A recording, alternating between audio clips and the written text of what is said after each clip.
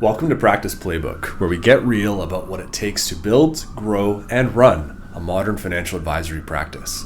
I'm Brandon Chapman, independent financial advisor based in Vancouver and the founder of AdvisorFlow. Every episode is pulled together directly from our live webinar sessions, condensed into sharp and actionable insights. Today, we're looking at how you can use technology to codify decades of tacit knowledge and really automate relational care.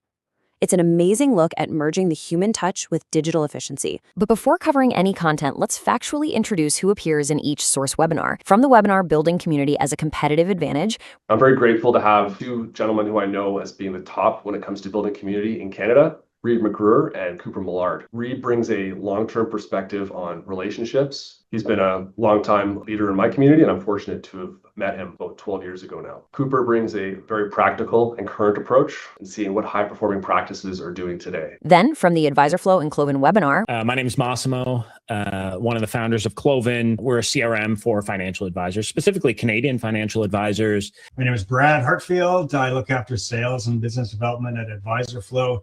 All right, let's jump right in. To truly grasp why this matters, we first have to look at what happens when community building goes off the rails. Setting the stage on this performative trap. Now, Cooper, on the practical side, from your perspective, how are advisors building relationships with MGAs, dealer partners, their broader professional network today? And what's changed? Where do you think advisors may be missing opportunities when it comes to communities? Great question. I think it's dramatically changed. Now they're virtual, and those opportunities to connect are fewer and farther between. So we need to seek out ways to connect and build relationships. I think that the way in which that MGAs operate have fundamentally changed. As it relates to sort of missed opportunities, you don't have to look any further than social media to find those missed opportunities. And let's say, for example, someone does a community barbecue and you get 6 people or 6 clients show up, and this has happened, I know, in the past with a number of folks, and you're panicking and you're inviting your neighbor, your friend, your buddies who may not be clients, but you just want to fill the room to get the photo to put on LinkedIn. It's almost performative, but it happens, right? It's part of that experience. And as you start to sort of build a community and run events, it's trial and error, right? So one of the biggest missed opportunities is treating community building as an occasional event or just an excuse for a social media post. Again, as we mentioned, Brandon, we talk about this all the time. On LinkedIn, far too many people are speaking and far too few people are listening. Community is built through, in my opinion, repeated valuable touch points, right? And a concerted effort to connect people together. It's not just a community barbecue, it's the value and the half-life of the interactions that are had at that barbecue. All right, moving right along to Act 1, the problem. The biggest risk facing teams right now is the massive loss of tacit knowledge. When veteran advisors retire or juniors leave, all that unwritten process goes right out the door with them.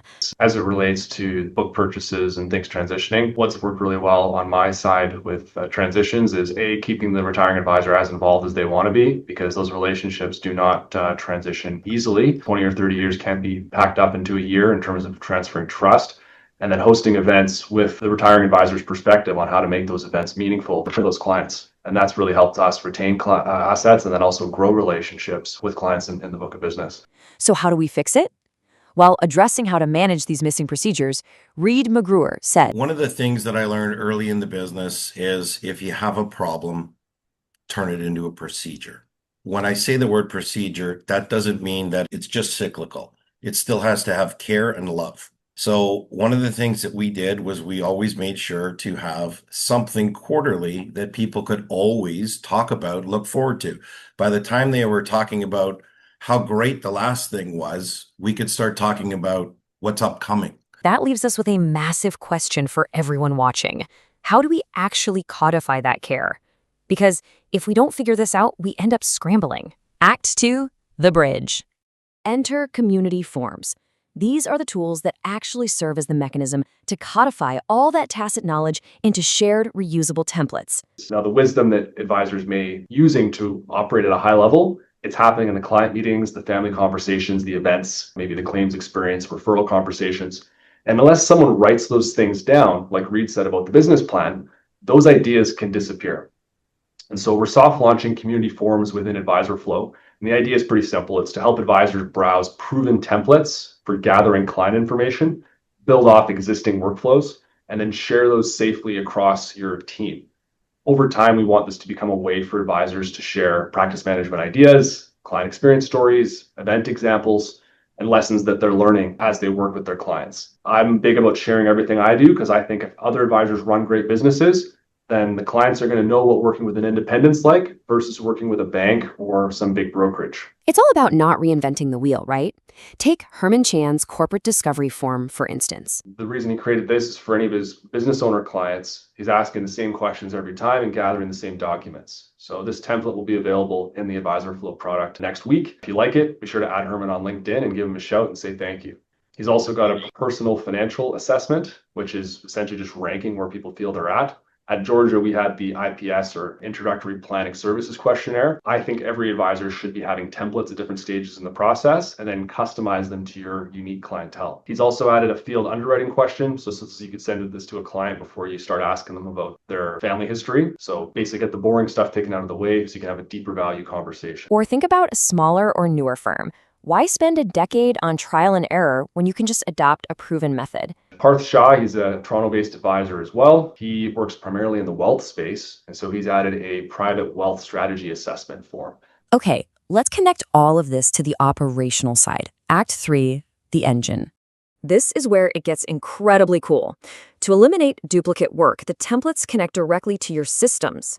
Outlining this advisor flow to Cloven data flow, Massimo and Brad said, A lot of the times the conversation was, well, these are great, but I already typed in the client data elsewhere, or the client already typed in data elsewhere. And that's when Brad and Advisor Flow and us started talking, because as you saw, they've made a really easy to use tool to input data and collaborate with your clients. So at a high level, conceptually, this is how we built the integration. So a client onboards, as Brad was just showing, there are many different forms they can fill out. And so that is in Advisor Flow. The data syncs. We have push button syncs and automatic syncs. And so now you're only ever typing in the data once, or your client is only ever typing in the data once. And once that data syncs, it unlocks some absolutely incredible administrative power. Detailing these specific triggers, Massimo said, and I quote, "We have pre-built workflows for different processes." But once they actually fill out that form, then that's when it'll enrich this record, and then you can move this record along the stages. And so in our system, we have very heavy processes that you can turn on if you want. We have pre-built workflows for different processes, whether you're TFSA top-up, RSP, or policy renewal. These things could auto-fire. And again, all the information you get from Advisor Flow is only typed in once and brought to us. But here's the thing we really want you to take away. We aren't just automating administration, we're automating relational care. Describing a beautiful CRM-triggered call to a beneficiary, Reed and Cooper said, Community building or approaching community should not sit outside of the business as an additional project. It really can and should be incorporated into the way the practice already operates. So first and foremost, it's just being human, right? Like one of the most difficult times in a client's life is at the time of a death claim. Right? You know, a loved one has been lost, and, you know, the last thing you're thinking about is paperwork. But of course, you know, you have to approach the reality, and that's will, that's estate planning, that's money changing hands, that's beneficiaries. And that is part in speaking with an advisor. But a year later, you know, after that's said and done, what are you doing for them? Right? So in speaking with an advisor, she has a fabulous automation within her practice that reminds them of any date of a client passing and prompts her to make a personal call to every beneficiary and surviving spouse, and if a tier 1 or tier 2 client, probably, you know, the wider family network, just to check in to see how they're doing. There's no agenda. You just check in and see how they're doing. And in sort of protecting and safeguarding and reaching out and ensuring that you're keeping in touch and tabs with that micro community of an individual family, you make yourself far more valuable, far more memorable, quite frankly, far more referable as someone who genuinely cares about the sort of mental wellness of each individual that you're working with, right? Going further to that, the checking in calls. We have another advisor we work with on the same subject of the death claim. You know, he has this great saying, "We'll be there for you long after the last frozen lasagna gets heated up in the oven." So he'll check in on the first Christmas after, the first Easter after, you know, the first anniversary after, the first birthday. And again, that may not be sustainable for advisors out there who have thousands of clients, but it doesn't necessarily have to be you. Yes, we want to get our hands dirty, as Reed mentioned earlier. There's more sort of relationship capital in doing so. You make a better impression when you yourself make that call. But at the very least, an automated email, having your staff reach out, plan for more touch points to ensure that your clients are doing well. You're building relationships in that way, but these are things that you can work into your practice management strategy. Logging these details ensures your very next conversation is warm, not cold. Bringing it all together now. Close. Earning trust.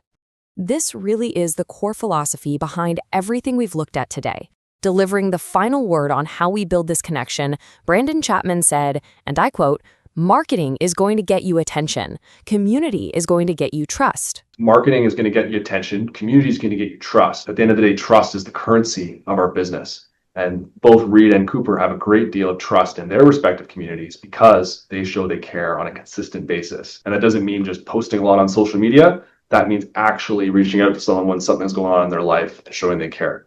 And I think all of us have the ability to do that in our respective networks, and that will never go out of style, regardless of how powerful AI is or how cool the next tool is that an advisor may use. Which leaves us with a final challenge for you today. Audit your own systems. Look closely and ask yourself, how many of your CRM triggers exist strictly for compliance versus for relational reasons? It is a huge question to consider if you want to ensure you're actually building trust and not just checking boxes.